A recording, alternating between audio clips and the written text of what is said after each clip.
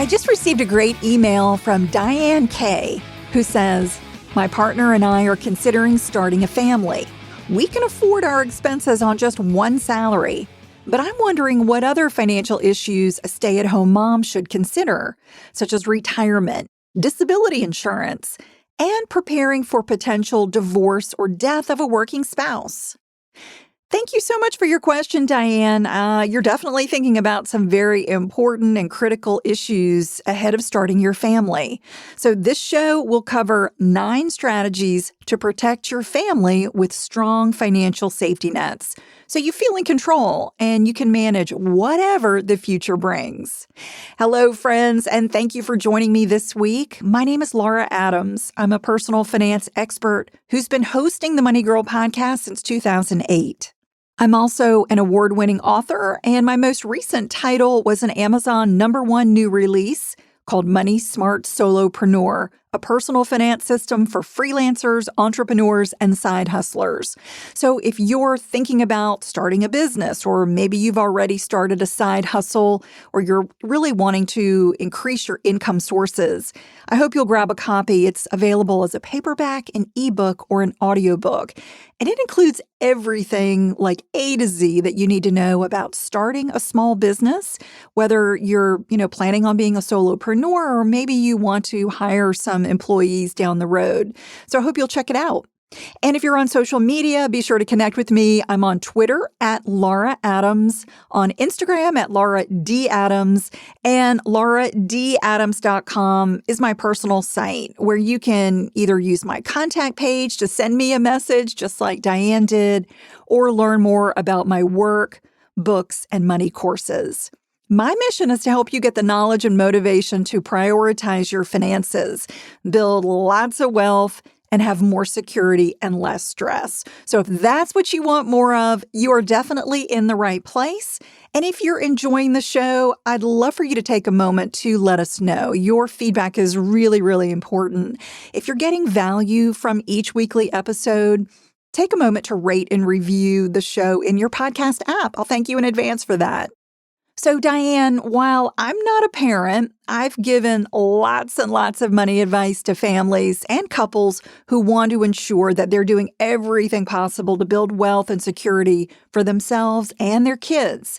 So I would say even if you're not a parent and you're listening to the show, stay with me because these strategies that we're going to cover likely apply to you as well. I mean, some of them are going to be more applicable to parents, but a lot of them are really going to apply, no matter your station in life, no matter where you are, either just starting out in your career or whether you're already a parent.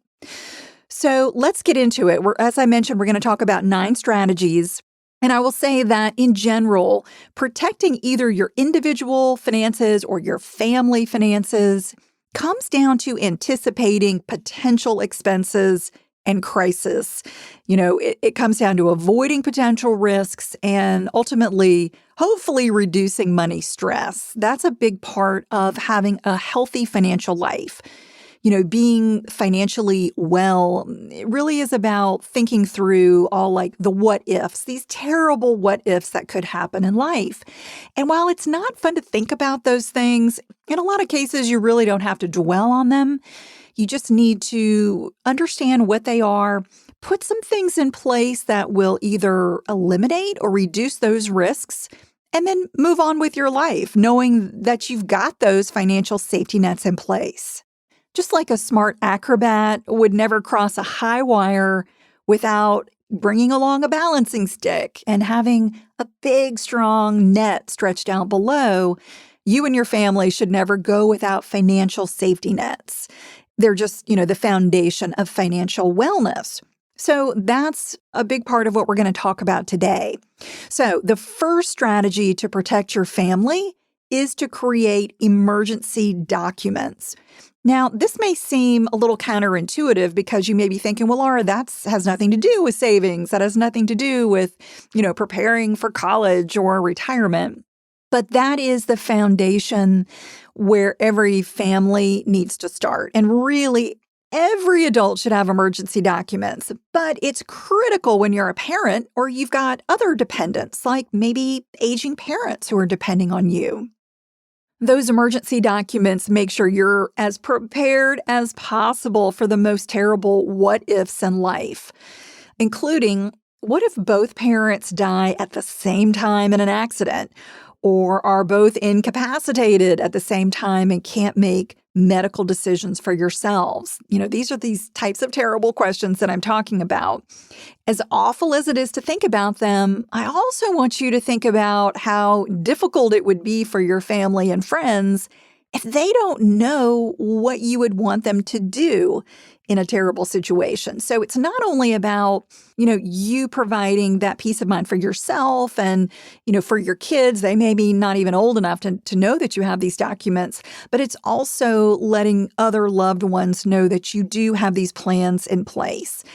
If you can clearly state your wishes in case there's a point where, you pass away or you can't make any decisions for yourself, this is something that will be of a really great blessing for your loved ones to have. So we're going to talk about 4 critical legal documents that single people and coupled parents should have.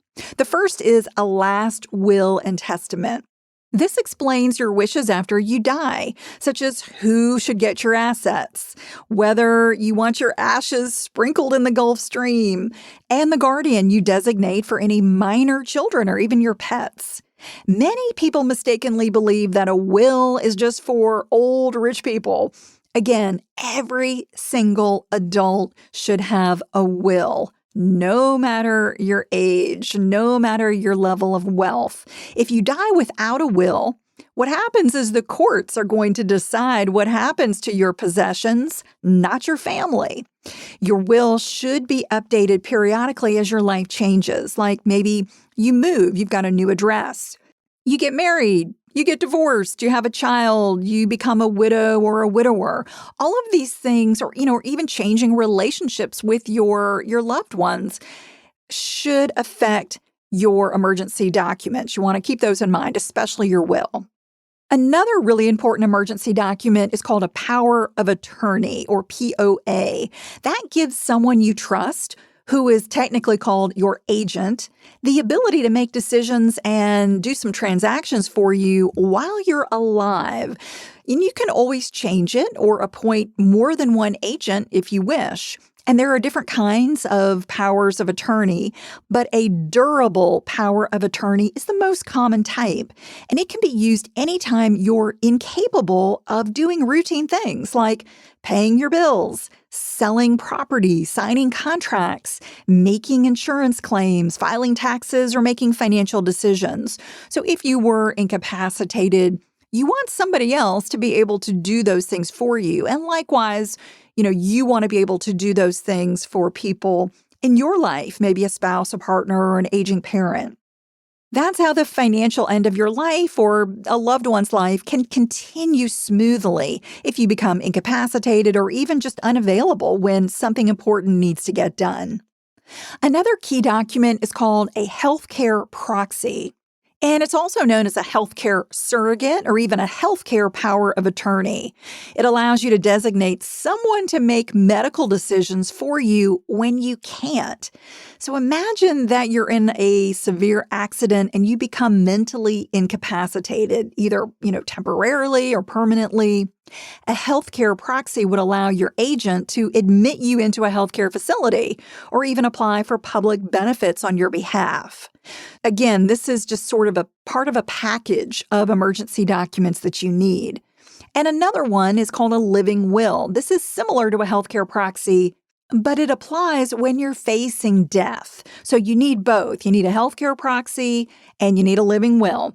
A living will specifies what you would want to happen regarding end-of-life care if you were in a vegetative state or just in the final stages of a terminal condition. It tells your family and your doctors whether you would want to extend your life artificially by various means or to die naturally, for instance. Something I often hear from married people is that they don't think they need these types of emergency documents because they say, well, I've got a spouse to make these crucial decisions for me if something happens. Well, the problem is that jointly owned assets like your house or your car generally can't be sold without the consent of both of you. So, if something happened to your spouse and you don't have power of attorney, or, you don't know their wishes via healthcare proxy, it can be very difficult to, get transactions and decisions made.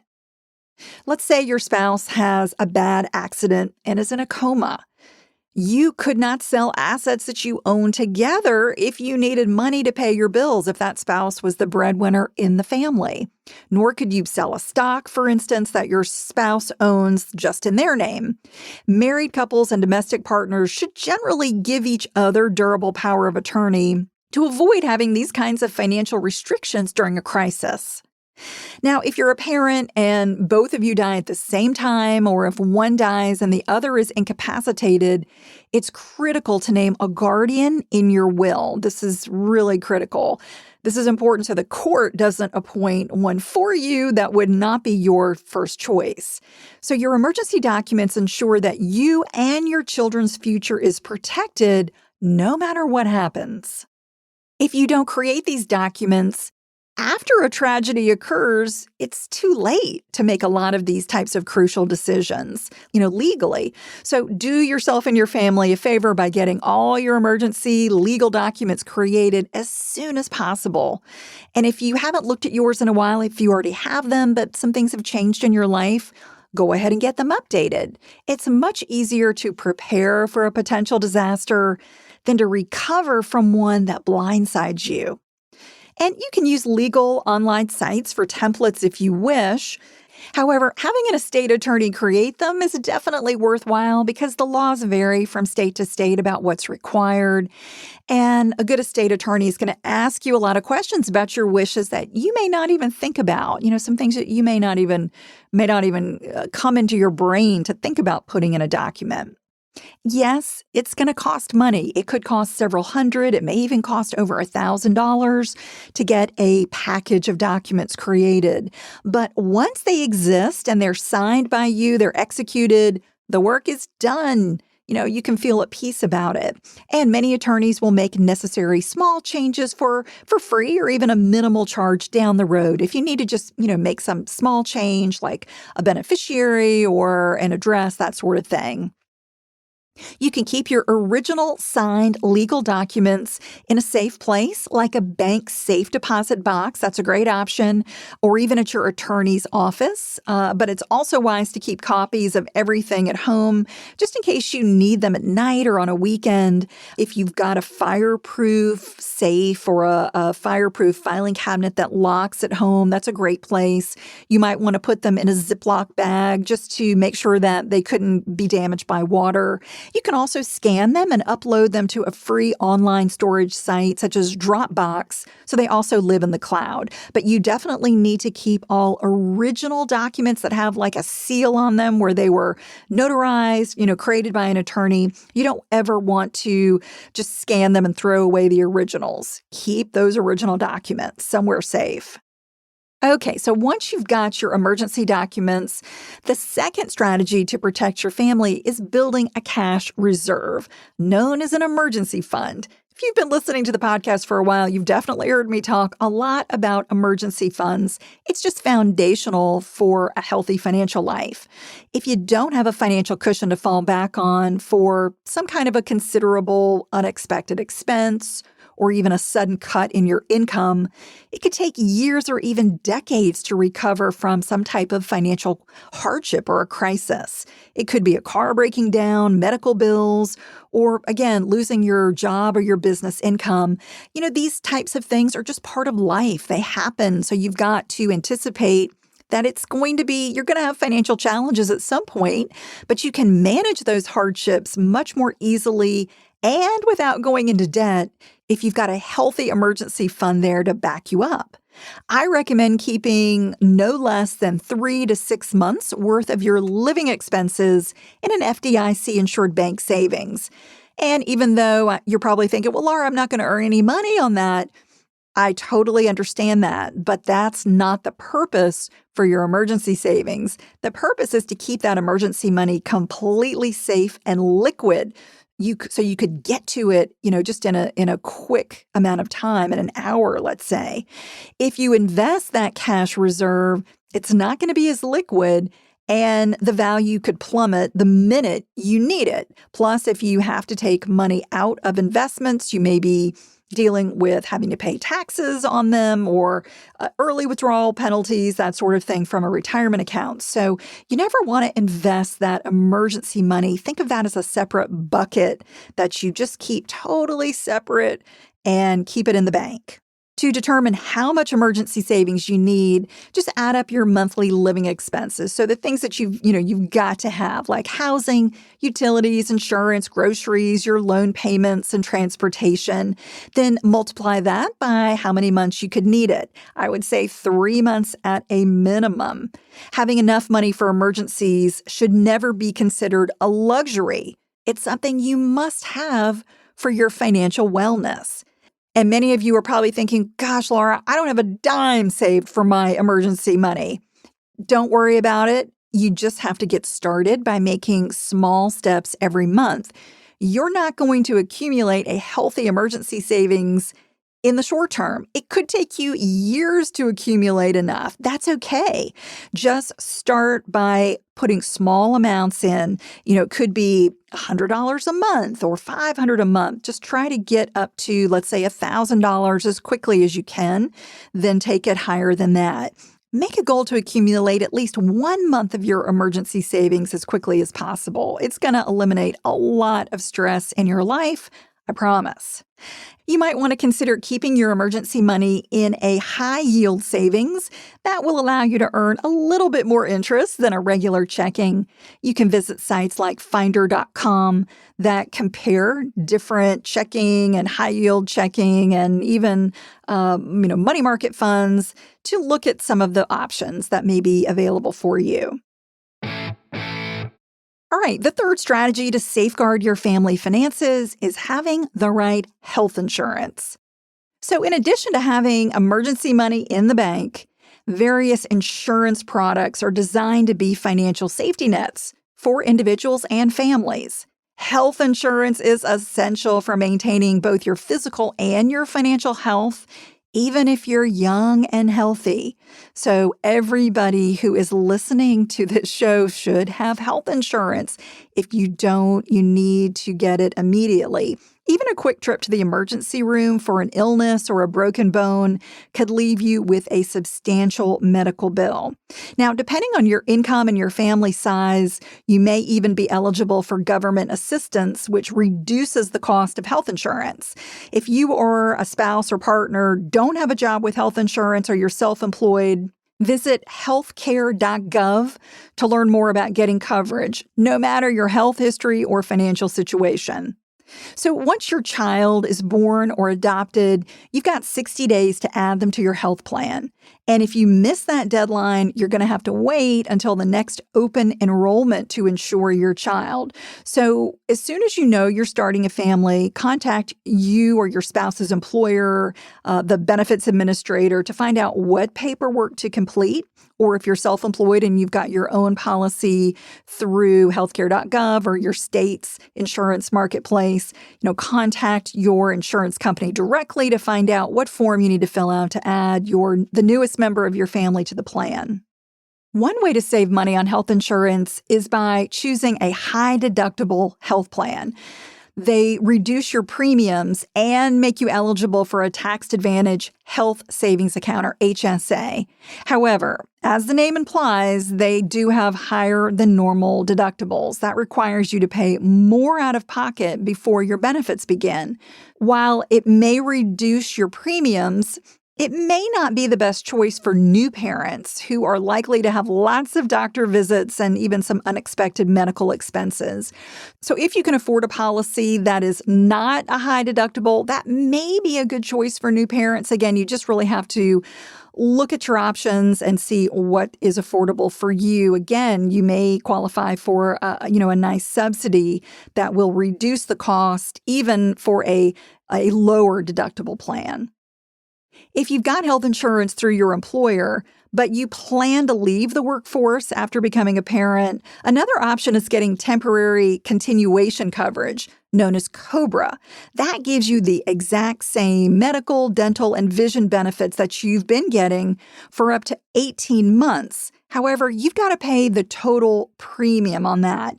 And a lot of people are paying less than let's say, the retail price of those premiums because their employer is subsidizing a portion of that. That's why COBRA can be a lot more expensive than other options.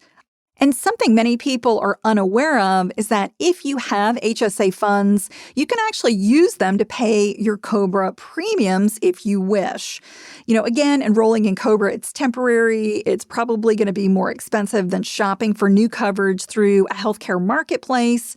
So I recommend shopping both ways and comparing your options and seeing what makes sense for your family. All right, the fourth strategy for family financial protection is buying life insurance.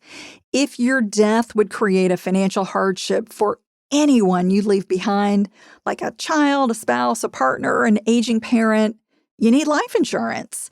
That will pay one or more of your beneficiaries a set amount after you die.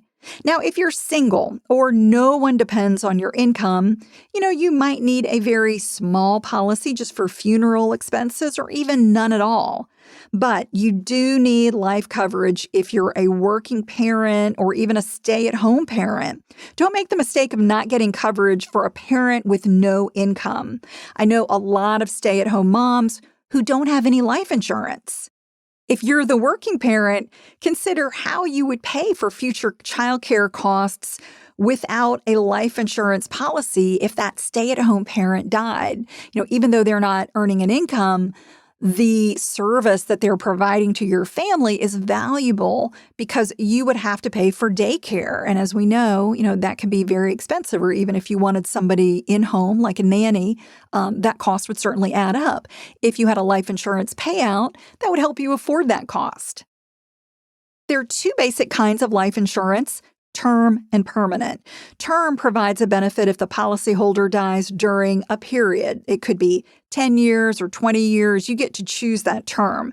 And it's a very inexpensive option that might only cost a couple of $100s a year for $500,000 of coverage.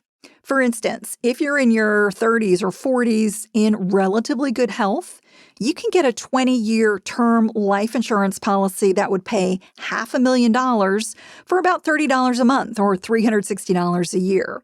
Now, the other type I mentioned, permanent life, has various options, but most provide a death benefit no matter when you die. So it's not just for a term, it would insure you for your entire life. And it also includes an investment that accrues value, kind of like all under the same product. It's a combination of life insurance and an investment. Now, this is a great option if you have a beneficiary who might need future financial help no matter when you die, like let's say, a disabled child, maybe an aging parent, that sort of thing. But it's definitely more expensive than term life insurance. With all life policies, your health history, your credit, and your lifestyle, such as smoking and even like hobbies, like, do you jump out of airplanes? Those sorts of things will significantly affect the cost. With life insurance, it's a product that you don't want to wait to get it because you're probably healthier today than you will be in the future. You're definitely younger today than you will be in the future. A good rule of thumb is to purchase a life insurance policy that pays at least 10 times your income. For instance, if you make $100,000, you might need a policy to pay your beneficiary $1 million. However, factors such as the number of children you have, your future education expenses that you want to pay for them, mortgage payments, and the lifetime income needs of a surviving partner or spouse should also come into play. So, you could need more or less than that number. If you've got life insurance through work, but it's not enough, maybe it's only 1 times your salary or 2 times your salary, you can always buy additional policies to ensure your family is fully protected. You might get an additional policy through work, or you might get an individual policy on your own. You maybe want to compare those prices and kind of layer on additional life policies. And to find out how much coverage you need, it's a good idea to get some advice from a licensed life insurance agent. You want to consider answers to these types of questions. What assets do you own, like savings in the bank, investments in real estate that could get liquidated to cover future expenses for your family? And how much debt do you have that's going to affect your family in the future after you die? And how much annual income would your surviving family members need and for how many years? And what are your estimated funeral costs? A traditional funeral can cost more than $10,000. So, they can be much more expensive than you might think, even for a very simple funeral. Okay, the fifth strategy is getting disability insurance to protect your family's income. A very shocking statistic that comes from the Council for Disability Awareness is that 1 in 4 of today's 20-year-olds will have an injury or an illness that causes a long-term absence from work before they retire. So 25% of today's 20-year-olds are going to suffer a long-term disability. You're actually more likely to suffer a disability than you are to die before the age of 65. And when a long-term disability occurs, the average absence from work is about 2.5 years. So that's a long time to be without income. What I've found is that disability insurance is an often overlooked financial safety net. It replaces a portion of your income, not all of it. It could replace 60%, maybe 70% if you can't work due to a covered accident, illness, or injury. So that would allow you to keep up with your bills and meet your living expenses while you recover from that injury. And there are short-term policies and long-term policies. In a lot of cases, you may have a short-term policy through work, and you may also need a long-term policy as well. And if you're thinking, well, doesn't Social Security provide disability benefits? Well, they're only available after you've been out of work for a year and are completely disabled, unable to work. So you can't rely on Social Security benefits if you do have a disability, if it's not going to be a complete disability. So if you don't have the option to purchase a disability policy at work, or if you do, but it's just not enough, definitely buy a private policy for yourself or for the breadwinner in your family. Again, this policy is for replacing income. So if you're not earning an income, if you're a stay-at-home parent, you don't need disability insurance necessarily. It's the working spouse that's bringing home the income that should have the disability policy. Okay, the sixth way to safeguard your financial future is by contributing to a retirement account. This is something that a lot of stay-at-home parents overlook. So in addition to having emergency documents, savings, and the proper insurance, everyone should regularly invest in a tax-advantaged retirement account. Even if you want to work up to the day you die, you may not be physically or mentally healthy enough to do that. So you've got to prepare for retirement on your own. Whether you're a stay-at-home spouse, whether you're running a part-time business, or even if you're unemployed, you might qualify for a spousal IRA or individual retirement account. This is an IRS rule that allows non-earning spouses to contribute to a traditional or Roth IRA. However, you've got to be married and file taxes jointly to qualify. So if you're a stay-at-home parent, you're married, you file taxes jointly, you're not earning any income, but your spouse is the breadwinner, that household income can go toward your IRA contributions. You have until your tax filing due date to fund a spousal IRA for the prior year. For instance, if you open an IRA by mid-April of 2023, you can fully fund a traditional IRA or a Roth IRA, or even a combination of those. You could put like a portion in one and the other for 2022. Now, the IRA contribution limit for the spousal IRA is the same as everybody else. For 2022, it's $6,000. And if you're over age 50, you can put away up to $7,000. And as I mentioned, you could do both Roth and traditional. You could put $3,000 in a traditional IRA and $3,000 in a Roth IRA, or any proportion you like. If you're a stay-at-home parent with business income, maybe you're a freelancer or, running a small business from home, you've got other options. You might choose something like a SEP IRA or even a solo 401k if you wanted to contribute higher annual amounts. So you can put a lot more than 6,000 or 7,000 in those accounts, if you've got higher levels of income. The seventh way to protect your family is to update your beneficiary information. Whenever you've got a life change, like a birth, death, marriage, or divorce, review the beneficiaries on your financial accounts, like bank accounts, retirement accounts, life insurance, health savings accounts, 529 college savings plans, brokerages, any cryptocurrency exchanges, all of them. In some cases, even if your will designates a beneficiary, what's shown on a retirement account can supersede it.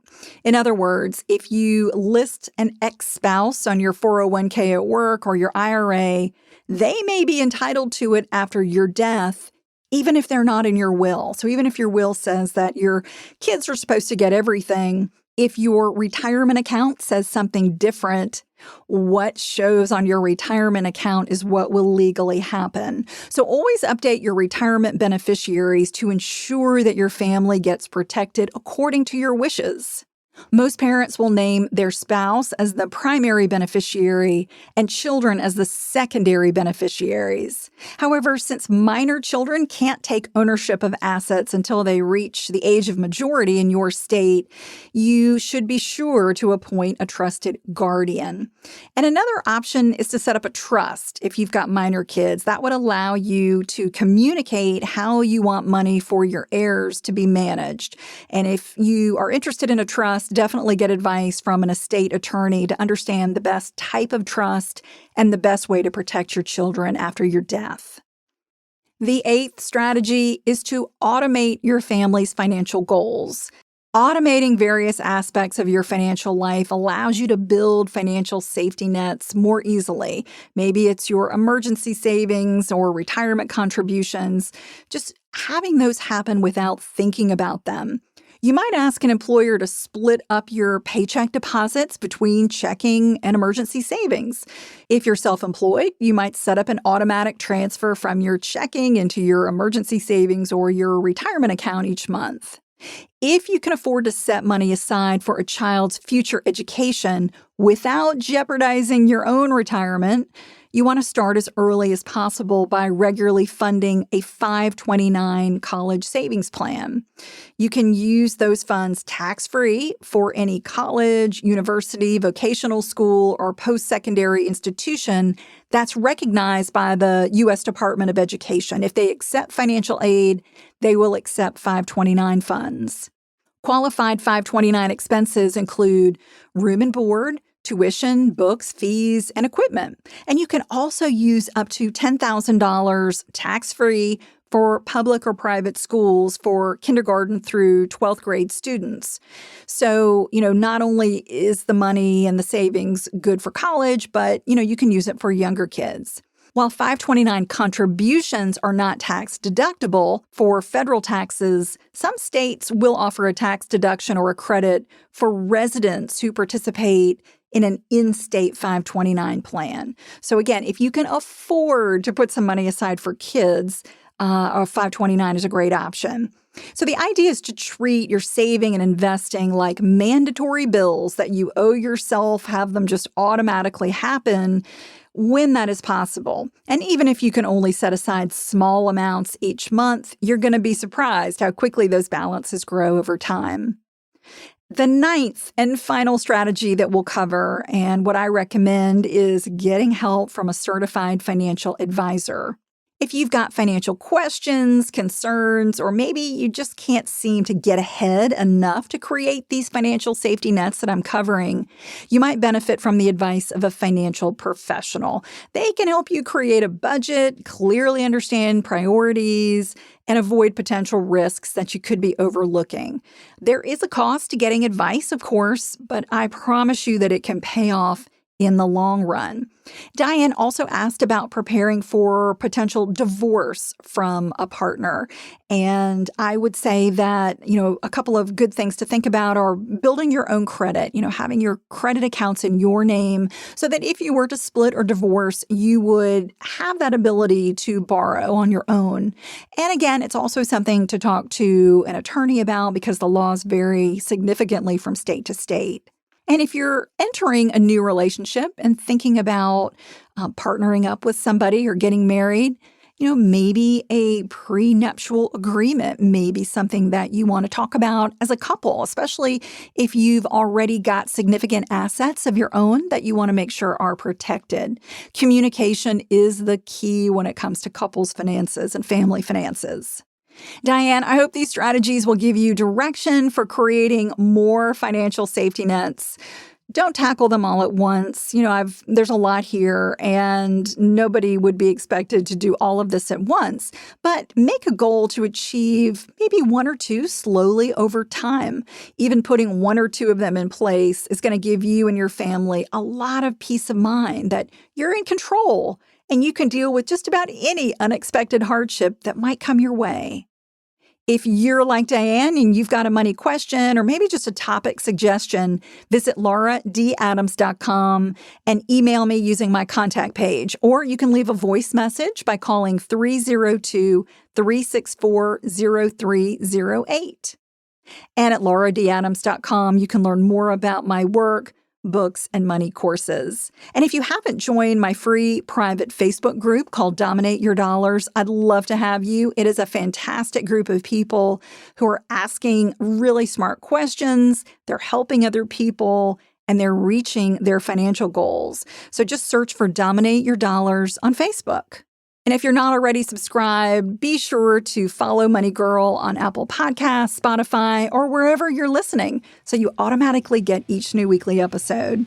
That's all for now. I'll talk to you next week. Until then, here's to living a richer life. Money Girl is a quick and dirty tips podcast. It's audio engineered by Steve Rickyberg with editing by Adam Cecil.